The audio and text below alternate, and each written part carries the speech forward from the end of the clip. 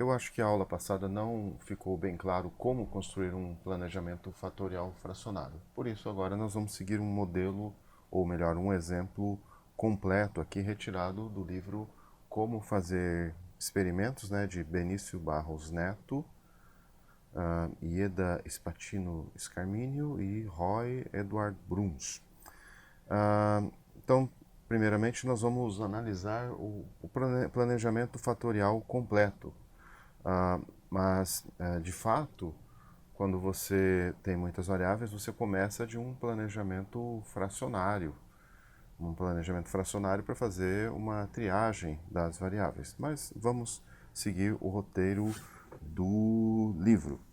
Então, vamos lá. A otimização de um procedimento analítico para a determinação de traços de molibdênio em plantas.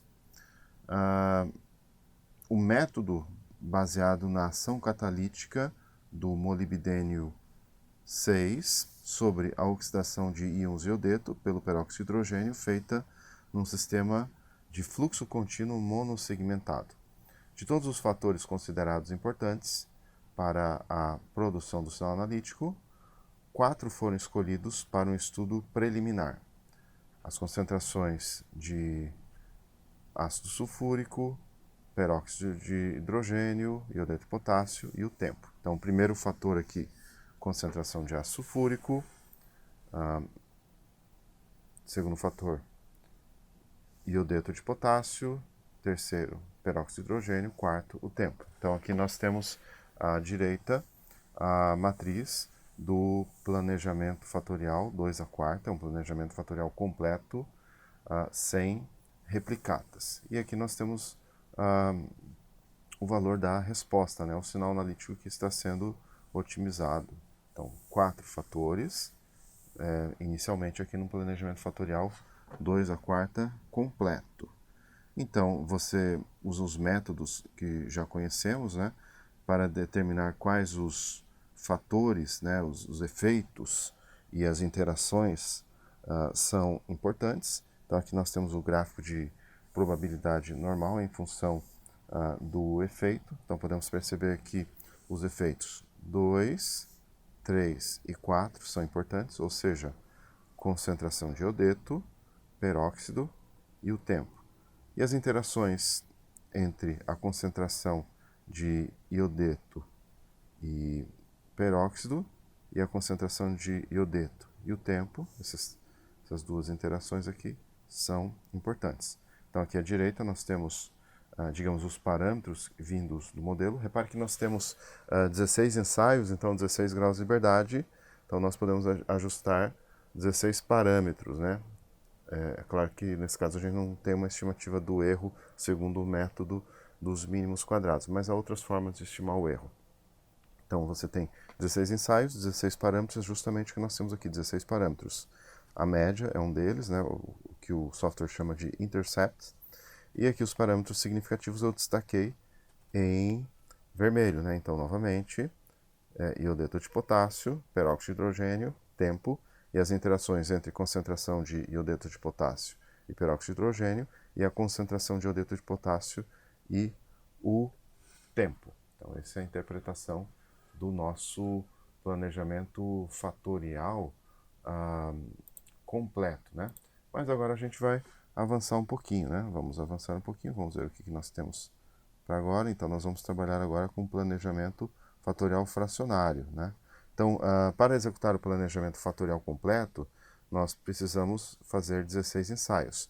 Digamos que, por economia, os pesquisadores tivessem decidido realizar apenas 8 ensaios e escolhessem precisamente os que estão assinalados na matriz de planejamento na tabela 4.2. Então, vamos dar uma olhada aqui na matriz de planejamento. Lembrando, regra geral, você começa com planejamento fracionário, né? Mas nesse caso nós, por questões didáticas, partimos do exemplo com o planejamento completo. Então você tem aqui esses ensaios assinalados, que você está vendo aqui, e esses 8 ensaios assinalados vão ser tomados aqui como o ponto de partida, né, para o planejamento fatorial fracionário. Então você tem um planejamento fatorial 2 a quarta, você tem 4 fatores, vamos tentar fazer metade dos ensaios. Então, 2 elevado a 1, eu vou ter aqui 2, 4, menos 1, né?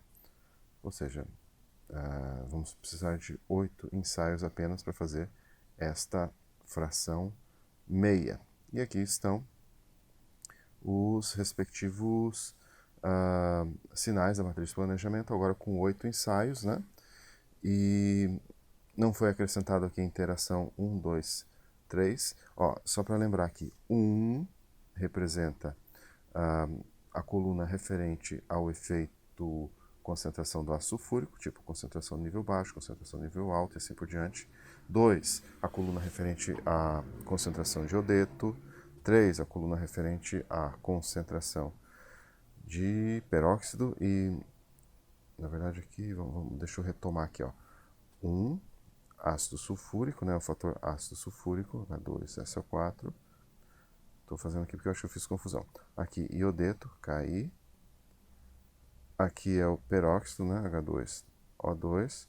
E aqui é o tempo. Né? Então, essas colunas de sinais dizem respeito aos níveis desses fatores nos ensaios.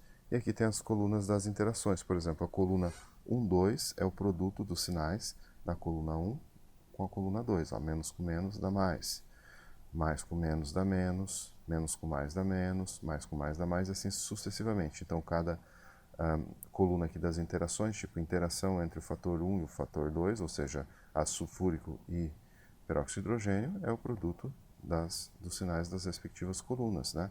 A interação entre o fator 3 e o fator 4, ou seja, a concentração de peróxido de hidrogênio e tempo, é o produto dessas colunas. Ó. Menos com menos dá mais, menos com mais dá menos com mais dá menos com menos dá mais com mais dá mais, e assim por diante. Então temos aqui o nosso planejamento fracionário, né? E fazendo a análise, né, por regressão linear, nós temos agora os parâmetros ajustados, né? Para fins de comparação, eu coloquei nessa tabelinha do lado os parâmetros do fatorial completo. Então aqui, ó, tá vendo? 1, 2, 3, 4 e assim por diante são os efeitos do efeitos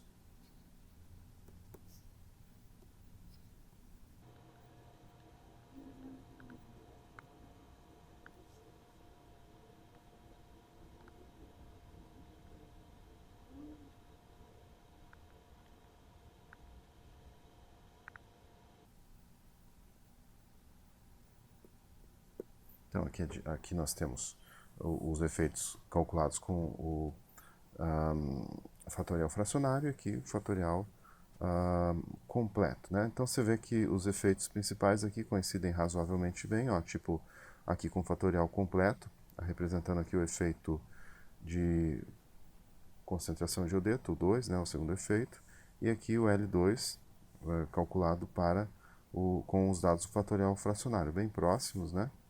A média também, ó, efeito da concentração de peróxido de hidrogênio, aqui com fatorial completo, e aqui o efeito com fatorial fracionário, bem próximo. Efeito da interação, ou melhor, o efeito do tempo, fatorial completo, fatorial fracionário, muito próximo. E você tem também as interações aqui, 2, 3 e 2, 4, que são significativas. Então, isso é um sucesso, isso é uma coisa boa. Repare que, novamente, o efeito da concentração do ácido sulfúrico não é significativo, é muito pequeno em relação aos demais efeitos. E nós temos um detalhezinho aqui, é que repare que os efeitos de interações entre a concentração de ácido sulfúrico e os outros fatores aqui, esses efeitos são muito pequenos, essas interações são muito pequenas. Por quê? Porque o efeito da concentração de ácido sulfúrico é muito pequeno. Então, regra geral, se o efeito principal é muito pequeno, regra geral, obviamente há exceções, mas regra geral, o efeito da... as interações vão ser pequenas. Então, se o efeito principal não é significativo, as interações também não são significativas. Aqui, calculado com o fatorial fracionário, você vê que esse efeito principal realmente é muito pequeno, digamos assim, concordando com o calculado aqui com o fatorial completo.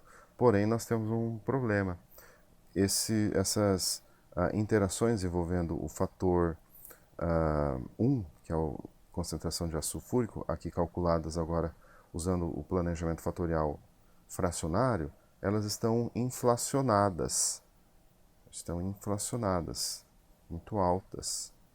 Mesmo essa interação, bom, essa interação 3,4 tudo bem, mas elas estão inflacionadas. Então, como é que a gente pode explicar isso? Repare que quando você tem um planejamento fatorial completo, então você tem aqui 2 a quarta igual 16. Você tem 16 ensaios, então você vai ter 16 graus de liberdade.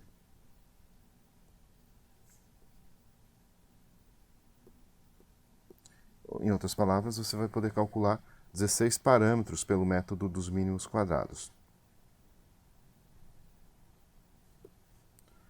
No caso aqui do planejamento fatorial 2, 4 menos 1, você vai ter 8 ensaios. Então você vai ter 8 graus de liberdade.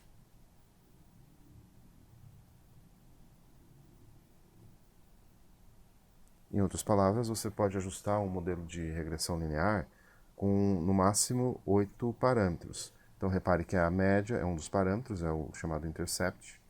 Você tem aqui os efeitos principais, então isso aqui já consumiu 5 graus de liberdade, restam apenas 3 graus de liberdade para estimar as interações entre dois fatores. Então por isso que você tem esse problema aqui. Nesse caso, a gente pode fazer a seguinte aproximação. Como o efeito principal envolvendo a concentração de ácido sulfúrico, que é o fator 1, é negligenciável, então nós poderíamos simplesmente ignorar isso aqui, negligenciar essas interações envolvendo a concentração de ácido sulfúrico. Outro detalhe importante aqui desse planejamento fracionário é que os efeitos de interação entre dois fatores, eles são confundidos. Repare que você tem aqui o seguinte, deixa eu apagar aqui que eu preciso de espaço. Vou apagar aqui, melhor, né? Os efeitos são confundidos, você tem aqui que o efeito de interação entre 1 e 3 é igual ao efeito de interação 2, 3. O efeito de interação 1, 4 é igual ao efeito de interação 2, 3, não, aqui é 2, 4. Aqui que é 2, 3, né? Ó. 1, 4, 2, 3. Vê que é igual, né? Então você tem aí você tem que esses efeitos de interação entre dois fatores são confundidos. A gente vai entender melhor isso na próxima aula quando formos estudar como gerar um planejamento fatorial. Mas antes disso, vamos só para concluir, né? Então,